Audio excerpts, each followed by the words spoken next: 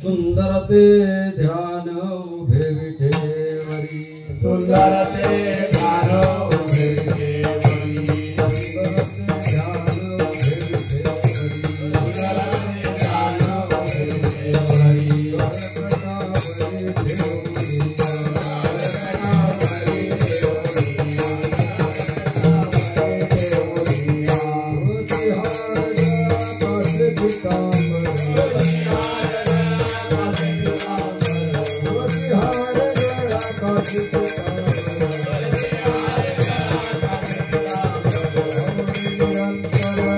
विठेवरी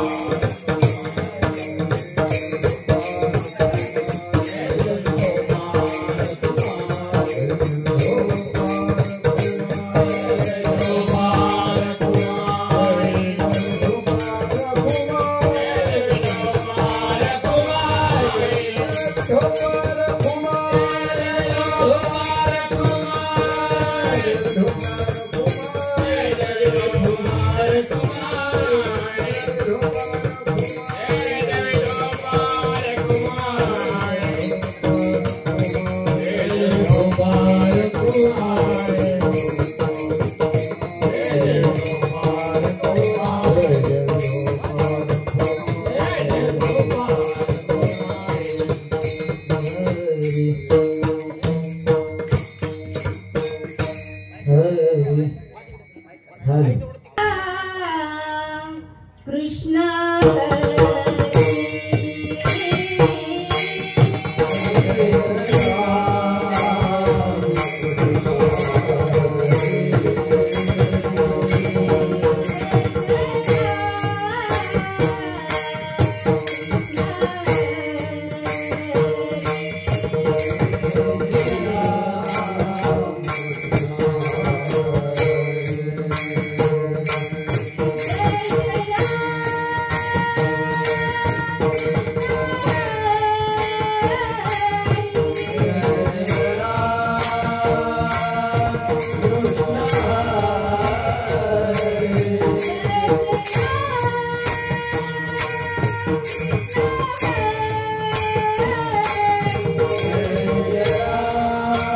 रूप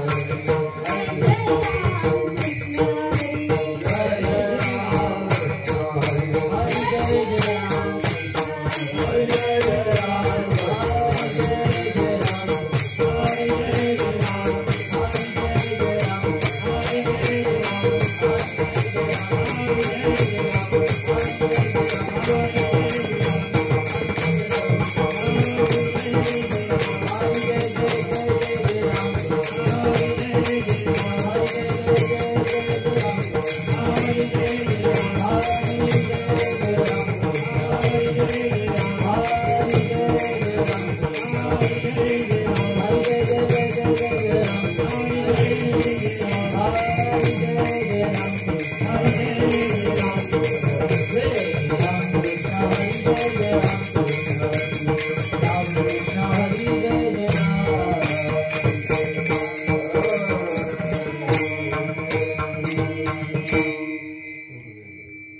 लोचनी रूप पाहता लोचनी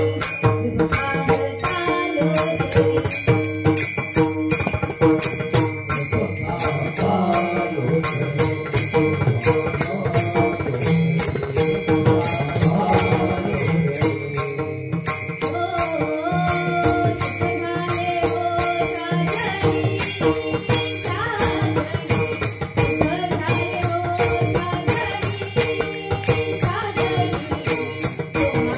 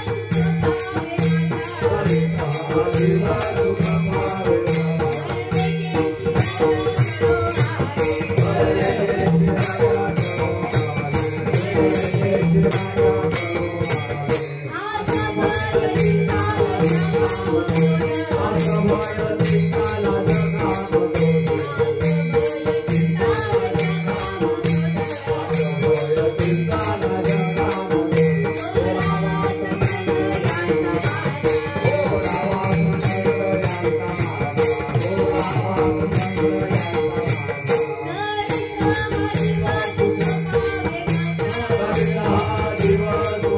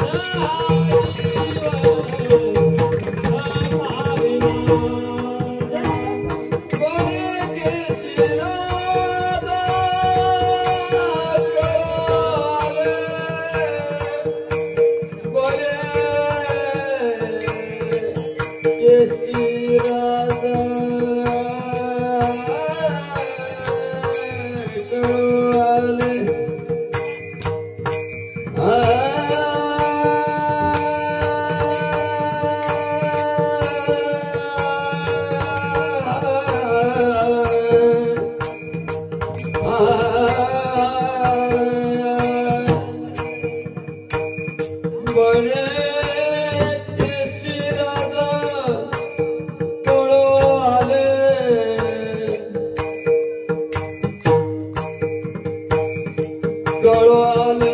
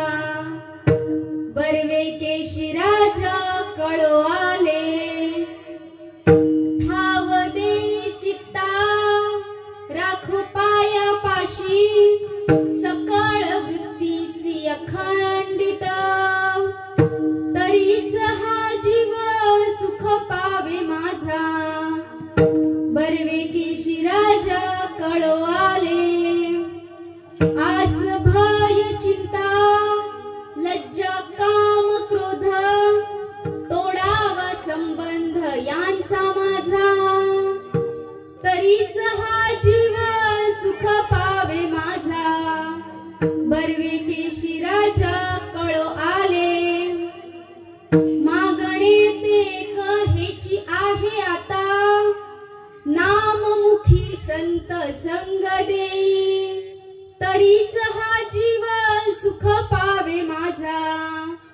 बर्वे केशी राजा कळो आले, तुका म्हणे नको वरपंग देवा, तुका म्हणे नको वरपंग देवा, घेई माझी सेवा भाव शुद्ध, तरीच हा जीव सुख पावे माझा, बर्वे केशी राजा कळो आले, विठ्ठल विठ्ठल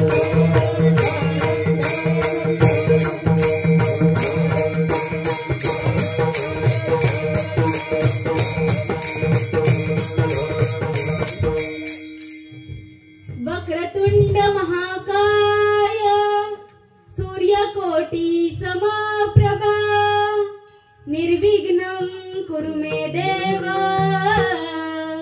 सर्वकार्येषु सर्वदा, गुरुर्ब्रह्मा गुरुर्विष्णु गुरुदेवो महेश्वरा, गुरु साक्षात् परब्रह्म, तस्मै श्री गुरुवे नमः। महायोग पीठे तटे भीमरत्या, वरं पुंडलिकाय दातु मुनीन्द्रेः, समागत्य तिष्ठन्त महानन्दकन्दं, परब्रह्मलिङ्गं भजे पाण्डुरङ्ग, पांडुरंगा करू प्रथम नमन,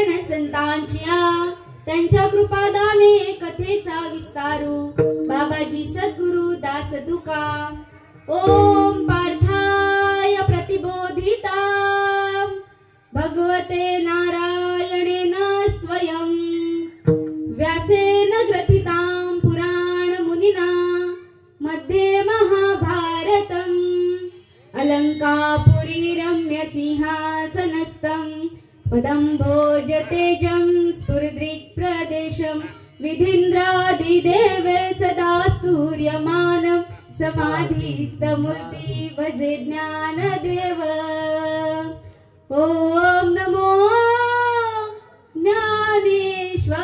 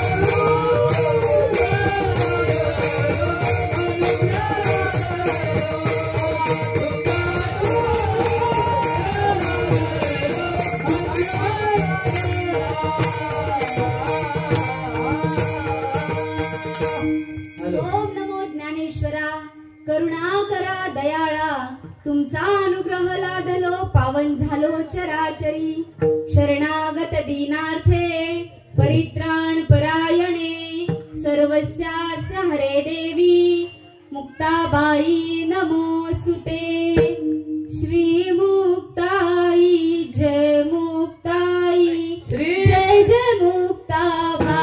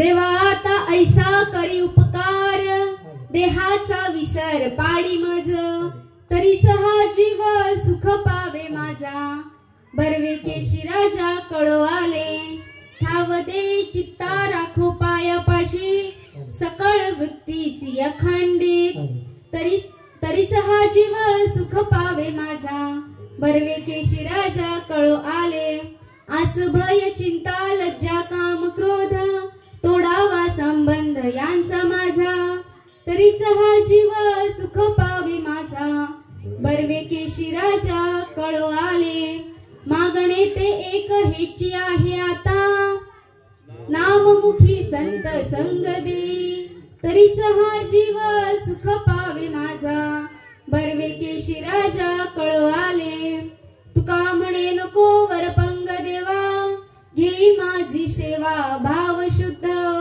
तरीच हा जीव सुख पावे माझा बर्वे केशी राजा कळो आले विठ्ठल विठ्ठल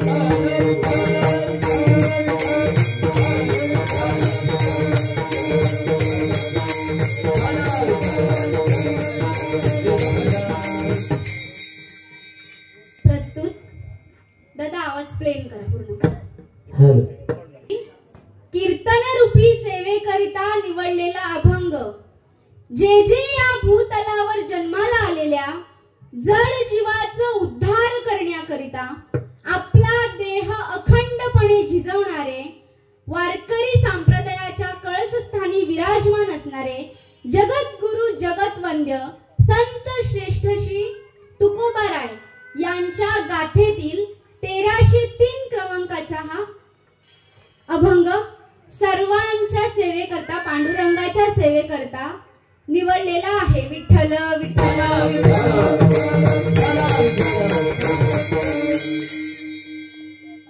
आजच्या या सप्त्याचा शेवटचा दिवस असल्यामुळे महाराजांनी मला सांगितलं की मागणीपर प्रकरणातील अभंग घ्यायचा आहे. अभंग मागणीपर प्रकरणातील असून 6 चरणांचा आहे. सगळेच हेची दान देगा देवा घेतात, म्हणजे यावेळी आपण काहीतरी वेगळं करू.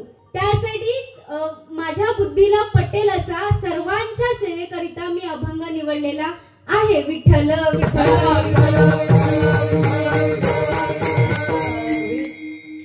सेवेआधी परिहार द्यायचा तो असा. आज या ठिकाणी वेळम विकासवाडी वचनवाडीमध्ये दरवर्षीप्रमाणे सप्ताह चालू आहे आणि बाबांनी मला सांगितलं की परशुराम जयंती सुद्धा आहे. परशुराम जयंती खरं तर काल संध्याकाळी सुरू झाली आणि आज दुपारी 2 वाजता संपली, तरी पण आज हा दिवस आहे. दुसरी गोष्ट, आज या ठिकाणी सत्यनारायणाची महापूजा सुद्धा होती. शेवटचा दिवस, त्यासाठी मागणीपर प्रकरणातील अभंग. तुकाराम महाराज काय म्हणतात की देवा आता ऐसा करी उपकार, देवा माझ्यावर उपकार कर की या देहाचा मला विसर पाड. देहाचा विसर पडल्यावर काय होईल? विठ्ठल विठ्ठल.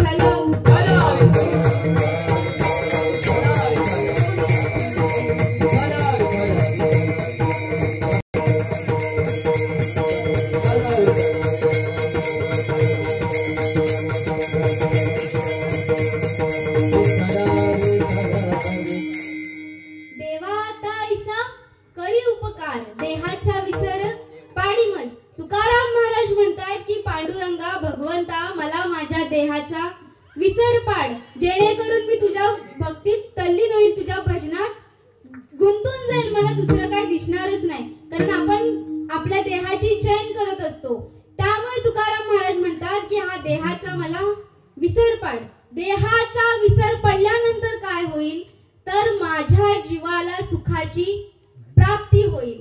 आणि तुकाराम महाराज म्हणतायत की मला हे कळलंय की मला जर माझ्या देहाचा विसर पडला तरच मला सुखप्राप्ती होणार आहे. बर्वे केशीराजा कळो आले. महाराज पुढे म्हणतात की ठाव देई चित्ता राखो पायापाशी, माझे हे चित्त आहे ते तुझ्या चरणाशी घे, मला सगळ्या माझ्या सर्व गुणांसह तुझ्या चरणाशी घे. ठाव देई चित्ता राखो पायापाशी, सकळ वृत्तीसी अखंडित, माझ्या सगळ्या गुणधर्मांसहित तू मला तुझ्या चरणाजवळ घे. पुढे महाराज म्हणतात आज भय चिंता लज्जा आणि काम क्रोध हे खूप महत्वाचे माणसाचे शत्रू आहेत. जरी ठरवलं की ह्यांना माझ्याजवळ थारा द्यायचा नाही तरी ते लांब होतात का? नाही. म्हणून महाराज म्हणतात आज भय चिंता लज्जा काम क्रोध तोडावा संबंध यांचा माझा, माझा आणि या गोष्टींचा कायमचा संबंध तोडून टाक, म्हणजे माझ्या जीवास प्राप्ती होईल. देव म्हणतात अजून तुमचं काय मागणं आहे? तर तुकाराम महाराज म्हणतात की मागणे ते एक हेची आहे. आता फक्त एकच मागणं आहे की माझ्या मुखात सतत तुझं नाम आणि संतांची संगत मिळू दे, याने माझ्या जीवाला सुख प्राप्ती होईल. पुढे महाराज म्हणतात तुका म्हणे नको वरपंग देवा, देवा तुझी सेवा अशी वरवरची करून घेऊ नकोस, माझ्याकडून तुझी सेवा पूर्ण शुद्ध मनाने करून घे. तेच तुकाराम महाराज म्हणतायत की तुका म्हणे नको वरपंग देवा, घेई माझी सेवा भावशुद्ध. ह्याने काय होणार आहे? तरीच हा जीव सुख पावे माझा. बर्वे केशी राजा कळो आले. आता मला कळलंय मला सुख प्राप्ती करायची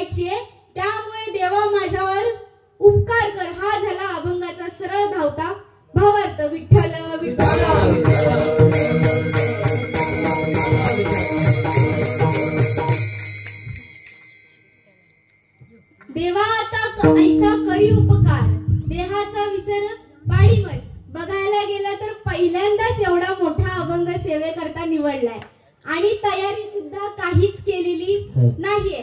त्यामुळे मला जशी जमेल तशी 8:30 पर्यंत तुम्हाला सोडण्याचा मी प्रयत्न करणार आहे, कारण इथली सेवा करून मला पुढे सेवेला जायचं आहे. देवा आता ऐसा करी उपकार, देहाचा विसर पाडी मज. आपण बघा एखाद्या वेळेस वारीत वगैरे जातो आणि इतरत्र सगळीकडे घाणच असते. पंढरपूरला कोण म्हणतंय की बाबा पंढरपूर क्षेत्र स्वच्छ आहे? तिथे गेल्यावर आपल्याला असं वाटतं का, नकळत का होईना पण आपल्या मनात हे येतं की बाबा इथे घाण आहे. आपण तिथे जातो का? नाही जात. आपण आपल्या देहाची चयन करतो की बाबा ते अस्वच्छ आहे, तिथे आपल्याला जायचं नाही. आपण तिथे गेल्यावर घाण होणार आहोत, त्यामुळे आपण जातो का? नाही. आपला देह असा आहे की ज्याला काचेच्या पेटीत जरी ठेवलं तरी ते नाश पावणार आहे. म्हणून मदालसा माता काय म्हणते, हा देह नाशिवंत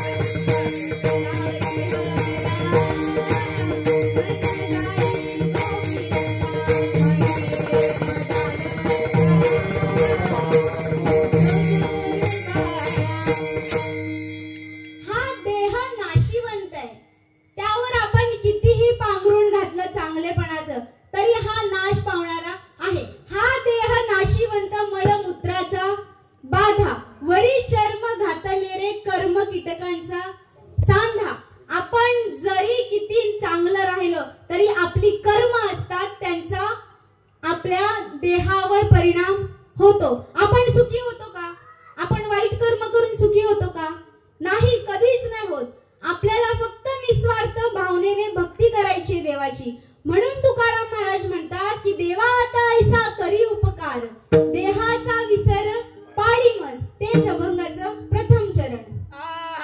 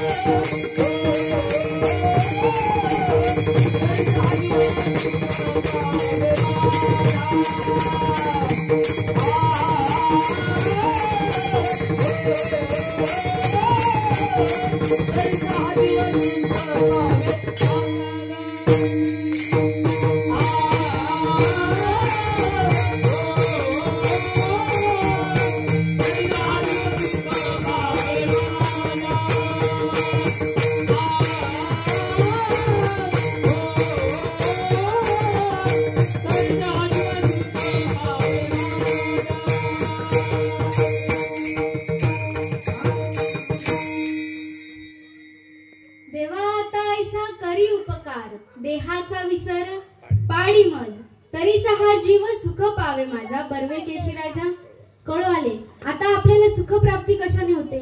आपला कामधंदा व्यवस्थित चालला, आपल्याला पैसा मिळाला की आपल्याला असं वाटतं की मी आता सुखात आहे. असतो का आपण सुखात? नाही, आपण कधीच सुखात नसतो. आपल्याला कुठलीही गोष्ट मिळाली की आपल्याला ती गोष्ट सोडून दुसऱ्या गोष्टीचा लोभ हा असतोच.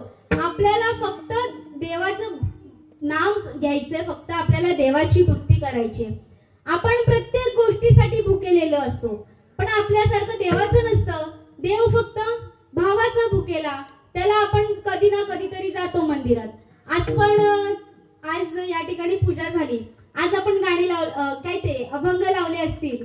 श्री हरी जगत पिता दूर करीतो व्यथा, ऐक सत्यनारायणाची कथा. आज तो सत्यनारायण आपल्याला दिसला असेल, रोज कधीतरी बघतो का आपण त्याच्याकडे? आपल्याला मला सांगा, कधीतरी आपल्याला संत रस्त्याने चालताना दिसलेत का? आपल्याला संत कधी दिसतात का? आपण कधीतरी देवाचं नाव घेतो आणि देवा तू मला दिसत नाहीस, असं कसं होईल? देवाला आपण रोज जर त्याचं नामस्मरण केलं तरच आपल्याला देव भेटणार आहे. शेवटी तुकाराम महाराजांना देखील देहाचा विसर पडला. ते तासनतास ज्यावेळेस भंडारा डोंगरावर बसून राहायचे त्यावेळेसच देव विमान घेऊन त्यांना आले की घ्यायला. मग आपण नाही का तसं करू शकत? नाही करू शकत. प्रश्न विचारल्यावर हो पण बोलू शकत नाही. आपण काहीच करू शकत नाही. हाच तर आपला मुळात प्रॉब्लेम आहे.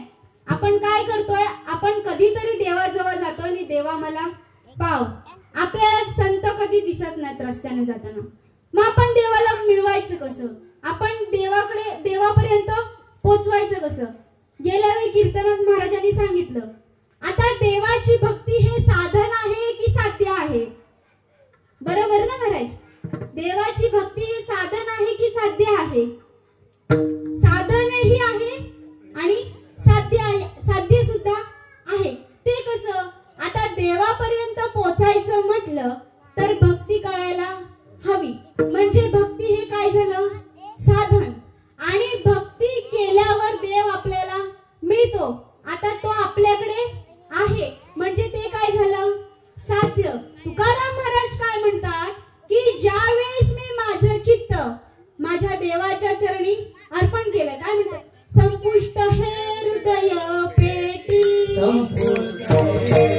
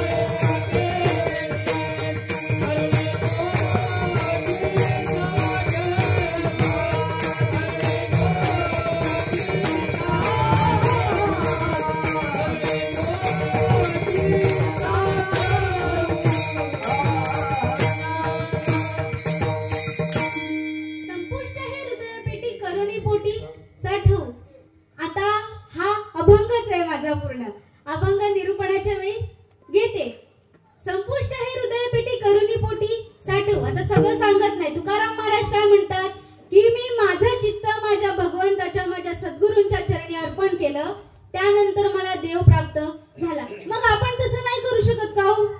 आपण आपलं चित्त त्या भगवंताजवळ ठेवू शकत नाही का? आपले चित्तच कार्यावर नाही तर त्या भगवंताला काय देणार? आता मला सांगा, इथे बसलेल्यांपैकी कोणाकोणाचं चित्त फक्त इथेच आहे? चित्त म्हणजे मन. कोणाकोणाचं मन फक्त इथेच आहे? नाहीतर माझ्या घराला कुलूप लागलं का? कोणाच्या तरी एकदा तरी विचार आलाच असेल मनात? नाही. तर भगवंत काय म्हणतात की तू तुझं मन मला दे. तू मन हे मीची करी, माझी भजनी प्रेम धरी, सहस्त्र नमस्कारी मजे का ते. तू जर तुझं मन मला दिलंस तर मी तुला आपोआप प्राप्त होणार आहे. तुकाराम महाराज म्हणतात की तेच मी केलं. माझ्या भगवंत सद्गुरूंच्या पुढ्यात चरणांशी ते माझं चित्त अर्पण केलं, त्यावेळेस मला माझा भगवंत प्राप्त झाला आणि त्यानंतर मला खऱ्या सुखाची प्राप्ती झाली. ते अभंगाचं द्वितीय चरण. तरीच हा जीव सुख पावे माझा,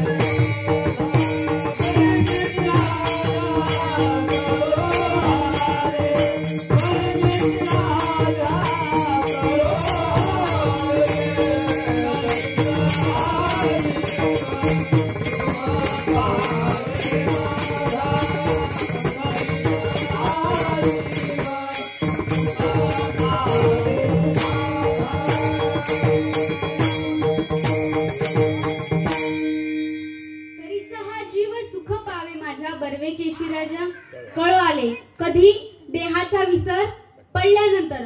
महाराज पुढे म्हणतात की ठाव देई चित्ता राखो पायापाशी सकळ वृत्तीसी अखंडित. माझ्या या चित्ताला तुम्हाला एक उदाहरण देऊन सांगते. एकदा राधा श्रीकृष्णांच्या भेटी करता निघाली आणि स्वतःपेक्षा आपलं भगवंताचं प्रेम राधेवर आहे हे कोणाला माहित होतं? रुक्मिणी मातेला माहित होतं. त्यामुळे रुक्मिणी मातेला राधेचा खूप राग यायचा आणि ज्यावेळेस राधा त्यांच्या भेटीला जाते श्रीकृष्णाचं दर्शन होतं. राधेला त्यांच्या त्या दर्शनाचा खूप आनंद होतो. पण रुक्मिणी माता देखील त्यावेळेस त्या ठिकाणी असते. तिच्या मनात खूप खूप राग असतो राधेमुळे, त्यामुळे ती खूप चिडते. आता राधेवरचा राग म्हणून ती तिला देवाच्या सांगण्यावरनं आपल्या स्वयंपाकगृहात घेऊन जाते. देवाने सांगितलं की राधेचं काहीतरी चहा पाणी कर. आता आपल्याकडे पाहुणे आले की आपण ते करतोच. त्याप्रमाणे देवाच्या आज्ञेनुसार रुक्मिणी माता राधेला घेऊन त्यांच्या स्वयंपाकगृहात गेली आणि राधा श्रीकृष्णांच्या भजनात एवढी तल्लीन होती ते रुक्मिणी मातेला पाहावे ना. कारण राधेवर त्यांचा राग का होता? ती एक भक्त होती म्हणून नाही. श्रीकृष्णांचा जीव आपल्यापेक्षा राधेवर आहे म्हणून त्यांना राग यायचा. त्यांनी असं ठरवलं की राधा या भजनात किती तल्लीन आहे हे बघायचं. म्हणून त्यांनी राधेला उकळत्या दुधाचा गरम पेला दिला. आता ती भगवंताच्या नामस्मरणात एवढी तल्लीन होती की तिला ते कळलंच नाही. राधेने ते दुधाचा पेला तोंडाला लावला आणि दूध संपूर्ण पिऊन टाकलं. थोड्या वेळाने सगळ्या दासी भगवंताच्या सेवेकरिता तयार झाल्या आणि रुक्मिणी माता देखील भगवंताच्या पायाजवळ बसल्या, पाय दाबू लागल्या आणि भगवंत एवढे जोरात ओरडले की रुक्मिणी माता म्हणाल्या, अहो काय झालं? आणि त्यांचं थोड्या वेळाने लक्ष भगवंताच्या पायांकडे गेलं. काय झालं असेल भगवंताच्या पायाला? तर भगवंताच्या पायाला फोड आले होते. रुक्मिणी माता म्हणतात, का हो, कुठे पराक्रमाला गेला होतात आणि हे दुखणं घेऊन आलात? भगवंत म्हणतात की हा पराक्रम माझा नाहीच आहे, हा पराक्रम माते तुम्हीच केलाय. रुक्मिणी माता म्हणते की याचा आणि माझा काय संबंध? त्यावेळेस भगवंत म्हणतात की अगं तू राधेला जे गरम उकळत्या दुधाचा जो पेला दिलास, राधेने ते प्राशन केलं, त्यामुळे माझ्या पायाला फोड आलेत. परत रुक्मिणी माता म्हणतात की मी राधेला दूध देण्याचा आणि तुमच्या पायाला फोड येण्याचा काय संबंध? त्यावेळेस भगवंत म्हणतात की राधेने माझे चरण तिच्या हृदय कमलामध्ये ठेवले आहेत. तिच्या हृदय कमलामध्ये मला माझ्या चरणांना तिने बंद केलं आहे. त्यामुळे तिने ते दूध पिल्यामुळे माझ्या पायाला फोड आले आहेत. आता आपल्याला देवाला आपल्या हृदयात ठेवायचे, त्यामुळे आपला देव आपल्याला प्राप्त होणार आहे. पण तुकाराम महाराज काय म्हणतात, तुम्ही माझ्या हृदयात स्थापन व्हा असं म्हणत नाहीयेत. ते म्हणतायत की माझ्या सर्व गुणांसह तुम्ही मला तुमच्या चरणांशी घ्या, म्हणजे मग माझ्या जीवाला सुखाची प्राप्ती होईल. तेच अभंगाचं तिसरं चरण. आवदे चित्ता राखे पाया पाशी, आवदे चित्ता राखे पाया पाशी, आवदे चित्ता राखे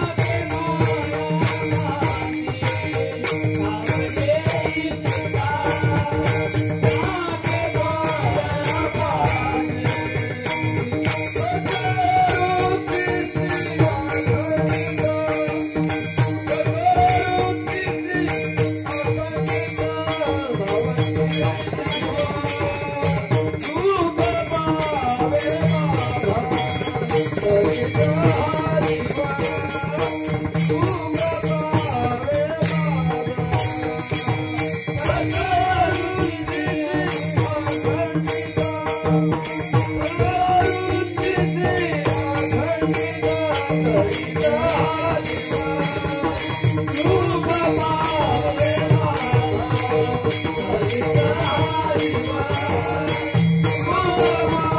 पाशी, आवदे चित्ता राखे पाया पाशी. सकळ वृत्तीसी अखंडित, मला माझ्या सर्व गुणांसह तुझ्या चरणाशी घे. हे कोण म्हणतंय? तुकाराम महाराज म्हणतात. आता थोडा अभंग सोडून बोलते. ज्या वेळेस माऊली समाधीला बसले त्यावेळेस भगवंताच्या डोळ्यात अश्रू आले आणि त्याच वेळेस रुक्मिणी मातेने भगवंताला विचारलं की भगवंता, तुमच्या डोळ्यातनं अश्रू का आले? हे तर तुमच्या डोळ्यातनं अश्रू कोणाच्या येण्यानेही येत नाहीत आणि कोणाच्या जाण्यानेही येत नाहीत, तरी पण हे आता मी काय पाहते? त्यावेळेस भगवंत म्हणतात की मी एक योगी पुरुष पाहिला. आणि त्यावेळेस रुक्मिणी माता म्हणतात की भगवंता यांनी कशाकरिता अवतार घेतले आणि कोणते कोणते घेतले? त्यावेळेस मला असं वाटतंय की ऐसे ब्रह्म विष्णू हर मुक्ता इथे साचार तरावया चराचर कली माझी अवतरले अवतार तुम्हा धराया कारण उद्धाराया जन जड जीवा. या जड जीवाचा उद्धार करण्याकरिता भगवंताने अवतार घेतलेले आहेत. त्यापैकी विष्णूचा पहिला अवतार म्हणजे कोणता? मत्स्य. मत्स्य अवतार भगवंताने कशासाठी घेतला? तर ज्या वेळेस पृथ्वीवर अनेक दैत्यांनी संकट आणलं होतं, त्या संकटाला सामोरं जाण्यासाठी भगवंताने पाण्यातला अवतार मत्स्य घेतला. नंतर दुसरा अवतार कोणता घेतला? कूर्म. कूर्म अवतार कशासाठी? की या पृथ्वी तलावर जेवढे मानव राहत आहेत त्यांना पाणी शुद्ध मिळतंय की नाही, किंवा पाण्यापासून कोणता त्रास तर होत नाहीये ना, हे पाहण्यासाठी भगवंताने कूर्म अवतार घेतला. आता पाण्याचंच का उदाहरण? तर आपल्याला बघा लगेच इकडचं तिकडचं झालं की आपल्याला लगेच इन्फेक्शन होतं. आपण म्हणतो की नाही पण इंद्रायणीचं पाणी सगळे आंघोळ करतात, आम्हाला त्रास होतो. आपण देवाजवळ जात नाही, आपल्याला ते काय ते गंगेचं स्नान आपल्याला चालत नाही, आपल्याला लगेच त्रास होतो. एवढंच काय, देवाची पूजा जरी करायची झाली आपल्याला आंघोळीला पाणी बादलीभर आणि देवाला एकाच तांब्यामध्ये आपण बाबा कर तुझी आंघोळ, आपल्याला अंग पुसायला देखील वेगळा वेगळा टॉवेल आणि देवाला एकाच फडक्याने आपण पुसून त्याची बाबा एकदा पूजा करतो जसे की त्याच्यावरच उपकार. तर नाही, देवाने सगळ्यांना शुद्ध पाणी मिळतंय का, सगळ्यांना पाण्याची पूर्तता होते का, हे पाहण्यासाठी देवाने दुसरा अवतार कूर्माचा घेतला. तिसरा अवतार कोणता? तर तो वराह. सर्व दैत्यांचा नाश करण्यासाठी देवाने वराह अवतार घेतला. आता हा देव सर्व दैत्यांचा नाश करतोय, पण कधी कोणाच्या दिसण्यातच आला नाही हो. जसे की माझा पांडुरंग परमात्मा सगळे दरवर्षी वारीला जात आहेत, विठ्ठल विठ्ठल नामाचा घोष करत सगळे आनंद सोहळा अनुभवतायत. हा वराह कधी ऐकला होता का? नाही. तर देवाने पुढचा अवतार घेतला तो नरसिंह. नरसिंह अवतार कशासाठी? तर भक्त प्रल्हादाला वाचवण्यासाठी आणि हिरण्यकशिपूचा वध करण्यासाठी भगवंताने नरसिंहाचा अवतार घेतला. पुढचा 5वा अवतार तो कोणता? वामन अवतार. वामन अवतार देखील दैत्यांचा नाश करण्यासाठीच होता. आणि भगवंताने 6वा अवतार घेतला तो ज्याच्या पावन भूमीत मी राहते, आपण सगळे राहतोय, ते परशुराम. त्यांचा हा 6वा अवतार. पण परशुरामांनी काय केलं? आपल्या जमदग्नी नावाच्या बापाच्या सांगण्यावरून रेणुका मातेचं शिर उडवलं. ते हे परशुराम. त्यांची आज आणि काल अर्धी जयंती. विठ्ठल विठ्ठल.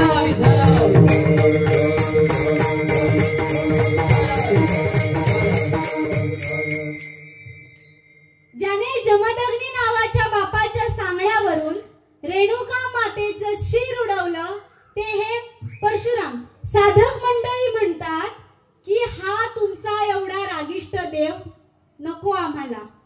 का नको? तर हा आमचा देवच एवढा रागिष्ट आहे, तर आमची जनता काय करणार? म्हणून भगवान विष्णूंनी 8वा अवतार घेतला तो माझ्या कृष्णाचा. विठ्ठल विठ्ठल. परशुरामांचा अवतार झाल्यानंतर हा रागिष्ट देव आम्हाला नको, म्हणून देवाने विष्णूंनी 7वा अवतार घेतला तो रामाचा. रामांनी काय केलं? रावणाच्या लंकेत जाऊन सीतेला परत घेऊन आले. तेवढंच केलं का? नाही.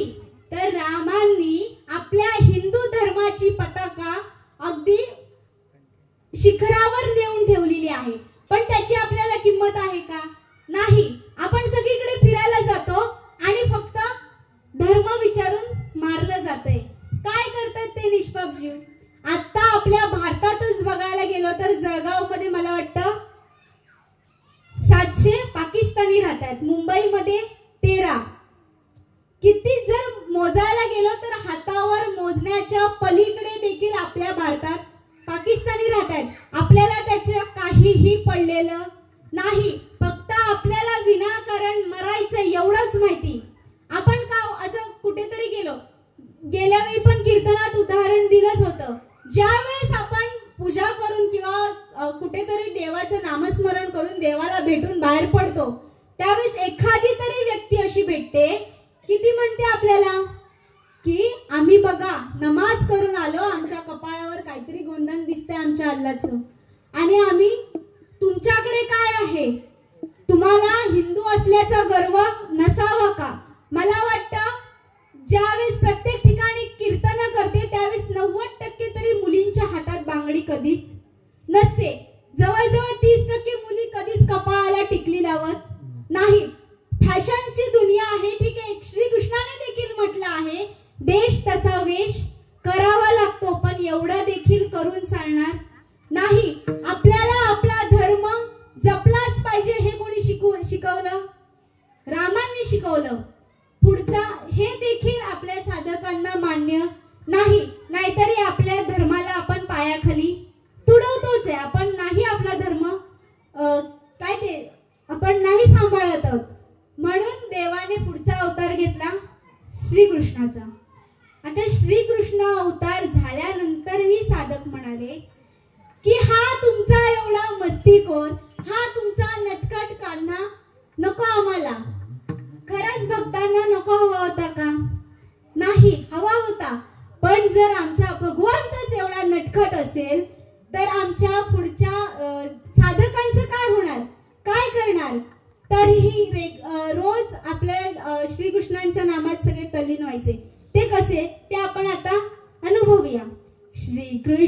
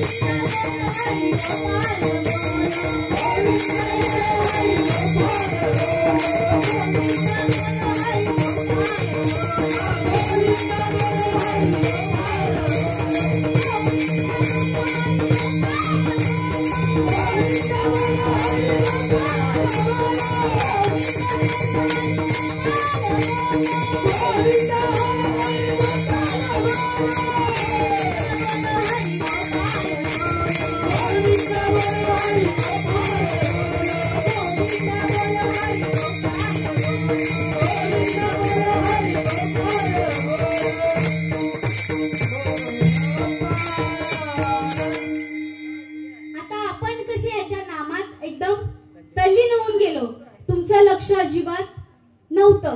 गाणाऱ्यांना फक्त माहिती होतं की आम्हाला गायचंय म्हणून त्यांचं लक्ष होतं. या सर्व मंडळींना एवढा कंटाळा आलाय की त्यांना नाचायचं देखील माहित नाही. एका अभंगात असं म्हटलंय की नामदेव कीर्तन करी पुढे नाचे पांडुरंग अभंग बोलता रंग कीर्तनी भरला. इथे तर मला काहीच दिसत नाही. सगळे एवढे 3 दिवसाचा सप्ताह करून दमले की त्यांना अजिबात नाचण्याची इच्छा होत नाहीये. या माझ्या कृष्णाच्या भजनात सगळे एवढे तल्लीन व्हायचे. त्यामुळे पुढचा अवतार झाला बुद्ध. त्यांनी काय सांगितलं? त्यांनी शांतता आणि अहिंसेचा आपल्याला शिकवण दिली. आणि भगवान विष्णूचा सर्वात शेवटचा अवतार तो म्हणजे कल्की असं म्हटलं जातं. असं कुठेतरी वाचण्यात आलं. मला देखील माहित नाही. असं माझ्या माहितीत तरी की हा अवतार कलियुगात होणार आहे. झालाय की होणार आहे ते देखील माहित नाहीये. पण असं वाचलंय की होणार आहे. तो हा विष्णूचा शेवटचा अवतार. आणि हे अवतार सांगायचं म्हणजे एवढाच विषय की आज परशुरामांची जयंती आणि माझ्या अभंगात देखील काम क्रोध या विषयांपासून तुकाराम महाराज विठ्ठल विठ्ठल तुकाराम महाराज म्हणतात की आज भय चिंता लज्जा काम क्रोध. हे क्रोध ही एक गोष्ट आहे जी आपल्या भगवंताकडे होती.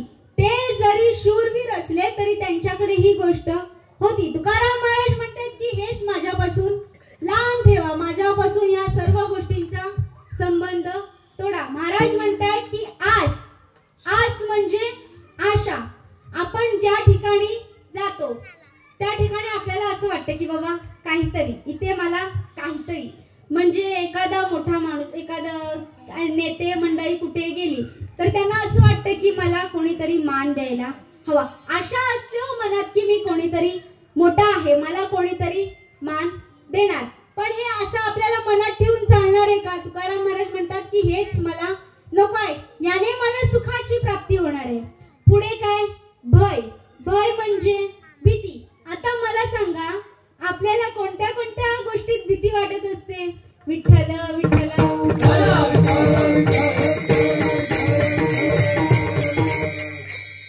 भय म्हणजे भीती. आपल्याला सगळ्या गोष्टीत भीती वाटत असते. नोकरी धंद्यात जर आपण अयशस्वी झालो तर व्हाल असं मी सांगत नाहीये. जर अयशस्वी झालो तर आपल्याला भीती वाटते की आपण पुढे करणार कसं.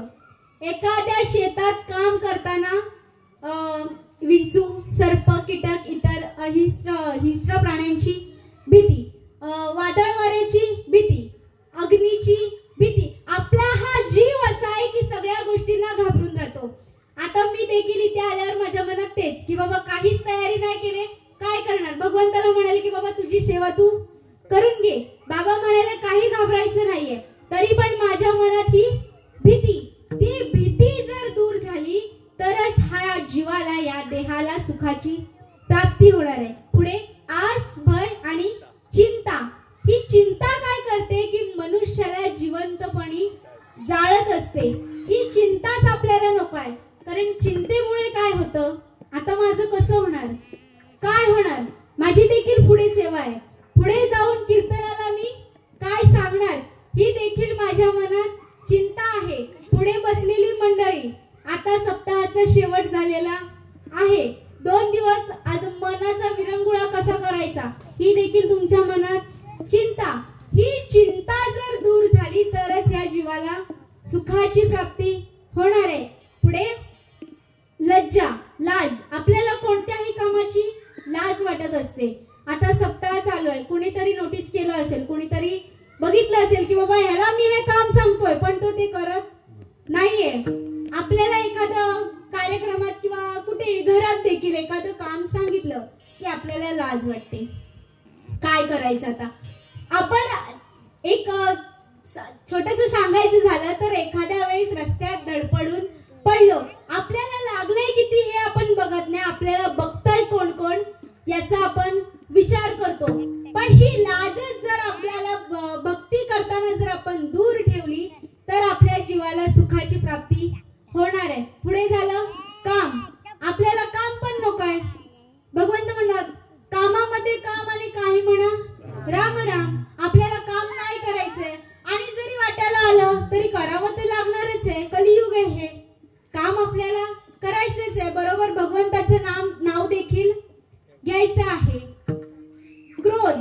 जसं की परशुरामांच्या क्रोधामुळे साधकांनी त्यांना देव म्हणून नाकारलं, तोच क्रोध आपल्याला लांब ठेवायचा आहे. विठ्ठल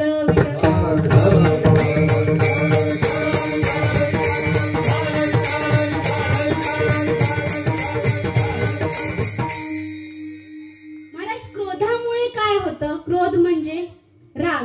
रागामुळे काय होतं की आपल्या जवळची माणसं देखील आपल्यापासून लांब जातात. आपला राग हा असा आहे की आपल्या जवळ तो काहीच ठेवत नाही. त्यानंतर आपल्यावर फक्त एकटं पडण्याची वेळ येते. हा म्हणून राग बाजूला ठेवायचे. तुकाराम महाराज काय म्हणतात? आस भय चिंता लज्जा काम क्रोध तोडावा संबंध यांचा माझा. या सर्व गोष्टींचा आणि माझा कायमचा संबंध तोडून टाका म्हणजे मला सुखाची प्राप्ती होईल. तेच अभंगाचं 4थं चरण. असभय चिंता लाज काम क्रोध. असभय चिंता लाज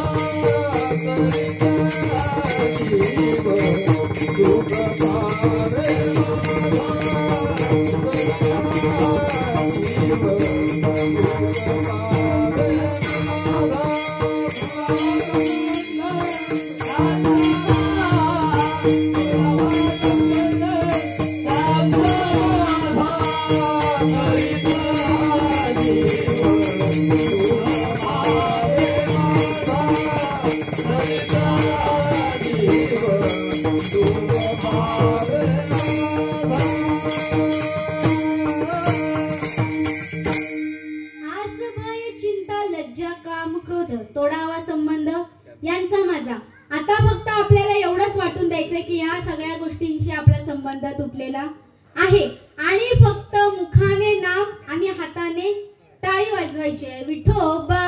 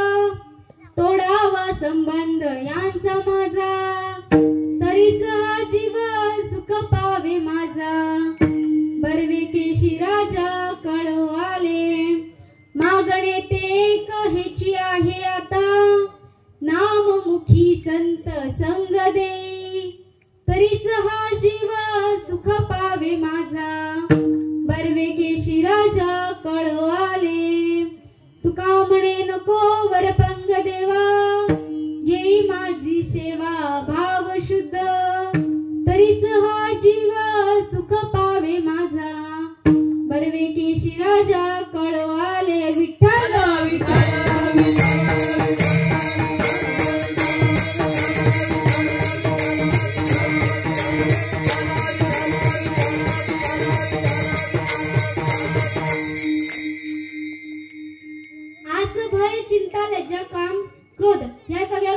सोडल्यात का?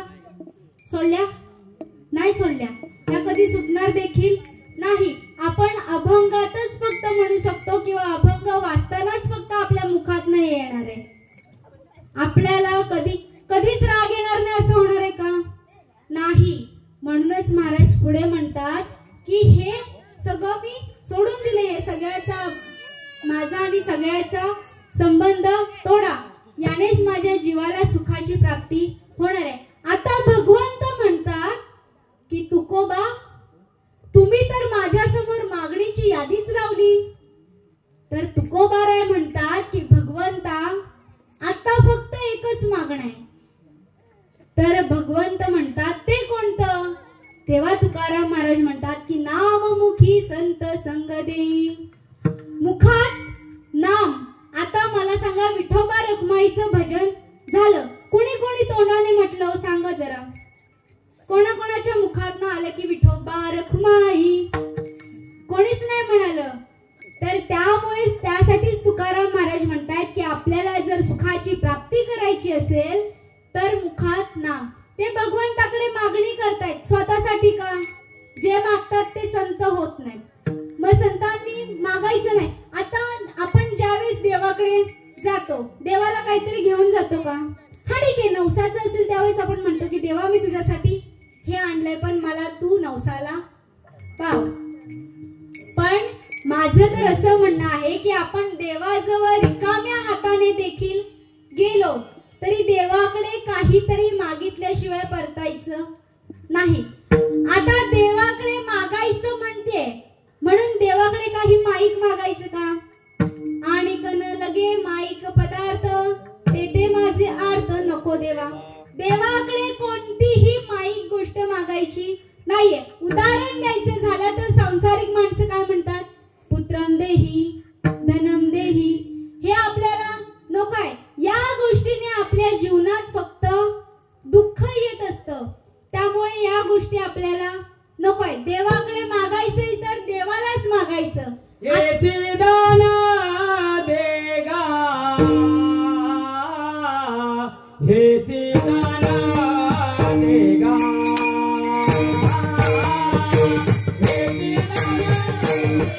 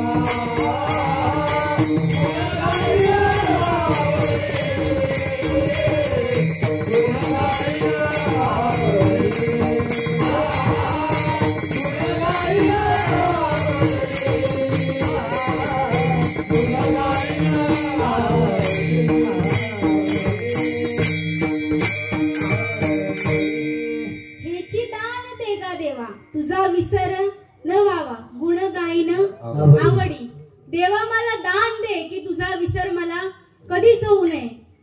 कशासाठी? तर मी तुझं आवडीने नाम घेण्यासाठी, तुझं नामस्मरण करण्यासाठी. तुझा विसर मला कधीच पडून देऊ नकोस. तुकाराम महाराज म्हणतात की नाममुखी संत संग देई, मला तुझं नाम दे, तुझं नाम घेण्याची मला क्षमता दे, माझ्यात ताकद दे. पुढे महाराज म्हणतात की संत संग देई. महाराज आपल्या जीवनात संगत खूप महत्वाची असते. आता बघा, उदाहरण द्यायचं झालं तर असं, ज्यावेळेस एखादा पावसाचा थेंब एखाद्या गटारात किंवा नाल्यात पडतो, त्यावेळेस आपण काय करतो? आपण त्याच्या बाजूने जातो. असंच जातो का? नाही, आपण नाकावर रुमाल घेतो आणि जातो. असं का करतो? कारण तो गटारात पडलेला असतो, त्याचा आपल्याला वास येत असतो. त्या पावसाच्या थेंबाचा ज्यावेळेस गटारातल्या पाण्याशी संबंध येतो, त्यावेळेस त्याला तो घाण होतो, त्याचा आपल्याला त्रास होतो. तो जेव्हा संगत त्या गटारातल्या पाण्याच्या संगतीत येतो, त्यावेळेस तो विठ्ठल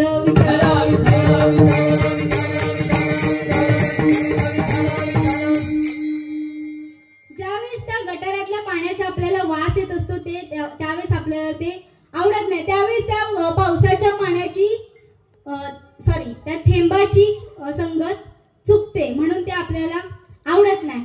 पण तोच पावसाचा थेंब ज्यावेळेस स्वाती नक्षत्र शिंपल्यात पडतो, त्यावेळेस त्याचं काय होतं?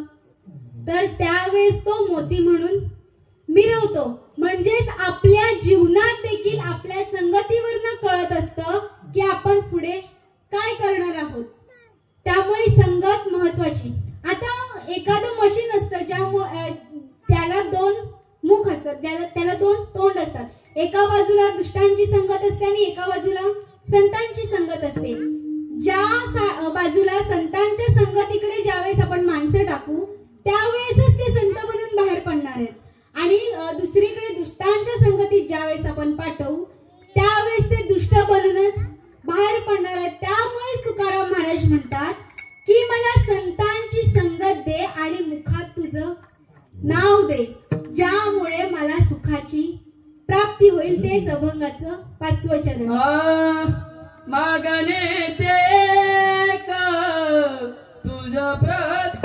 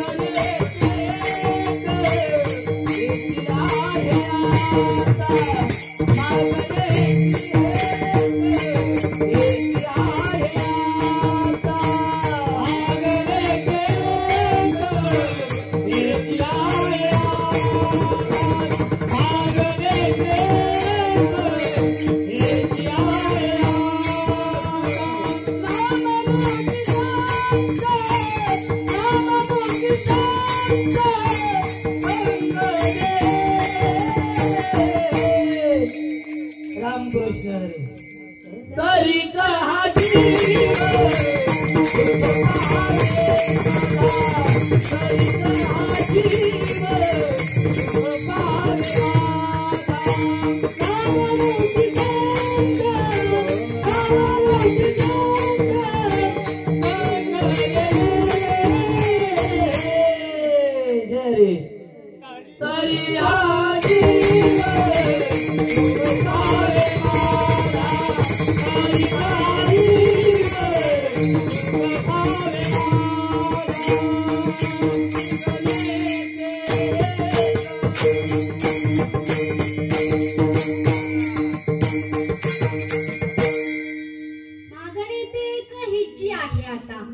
नाममुखी संत संगती. महाराज शेवटच्या चरणात म्हणतात की तुका म्हणे नको वरपंग देवा, मला तुझी वरवरची सेवा करून द्यायची नाहीये, तुझी मी वरवरची सेवा करणार नाहीये, तूच माझ्याकडून शुद्ध मनाने तुझी सेवा करून घे. तेच अभंगाचं शेवटचं चरण. ओ तुका म्हणे नको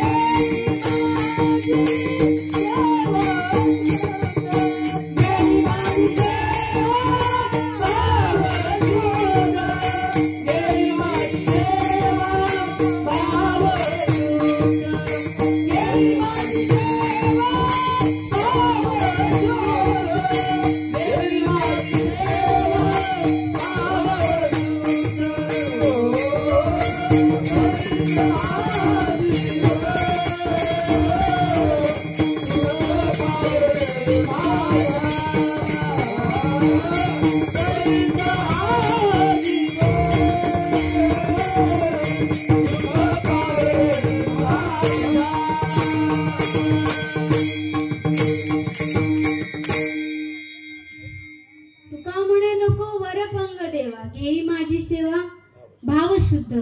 मी आता खरंच शुद्ध मनाने देवाची सेवा केलेली आहे. आज या ठिकाणी झालेली सेवा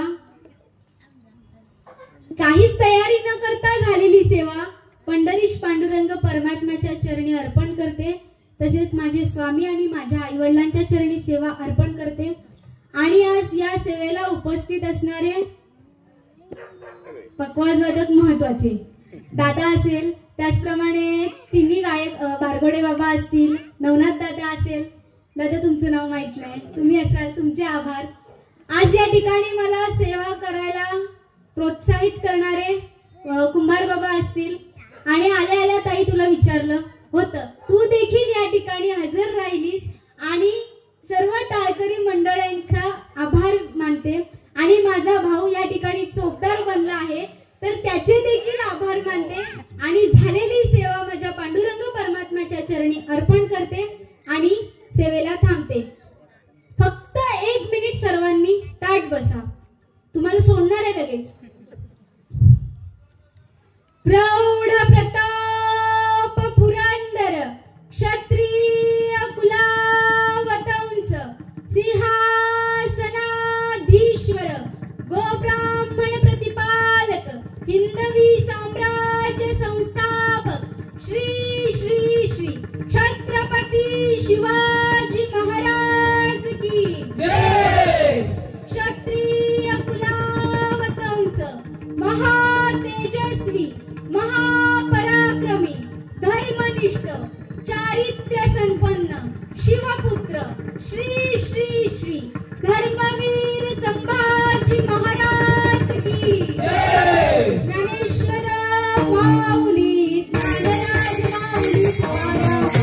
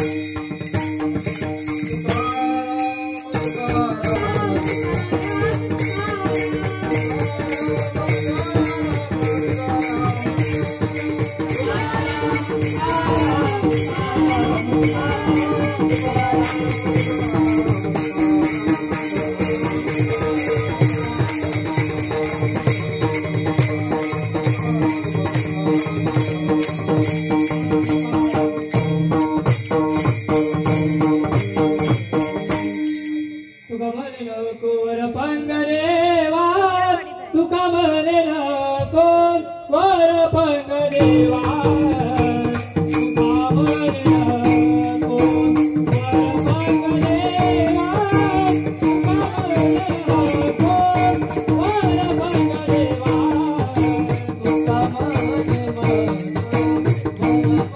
वर पंगदेवा तुका म्हणे नको वर पंगदेवा तुका म्हणे नको वर पंगदेवा तुका म्हणे नको वर पंगदेवा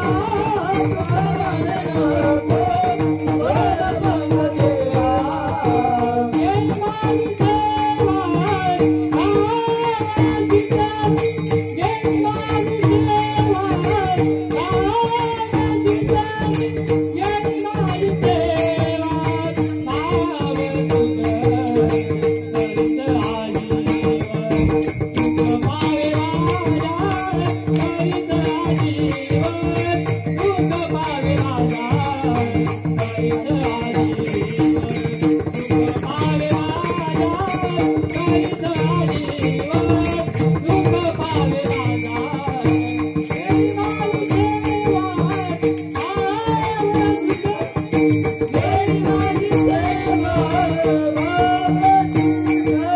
जय माझी सेवा नाव तुझं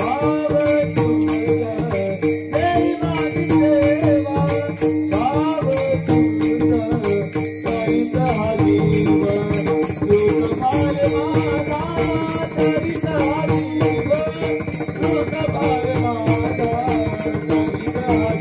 तुझं पावे माझा करीत आजीवन तुझं पावे माझा करीत आजीवन तुझं पावे माझा करीत आजीवन तुझं पावे माझा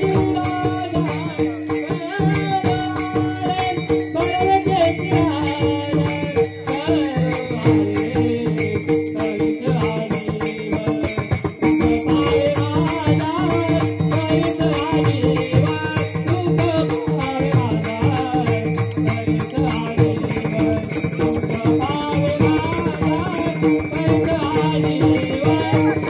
भाव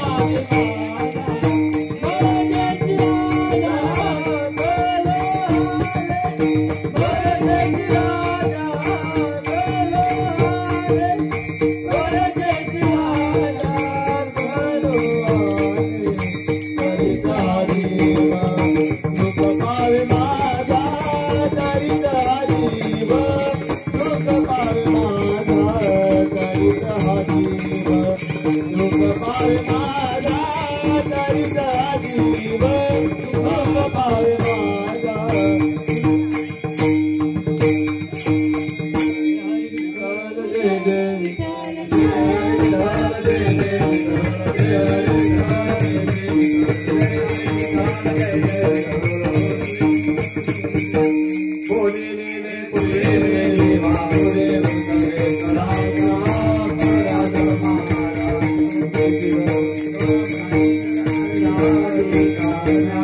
Thank you.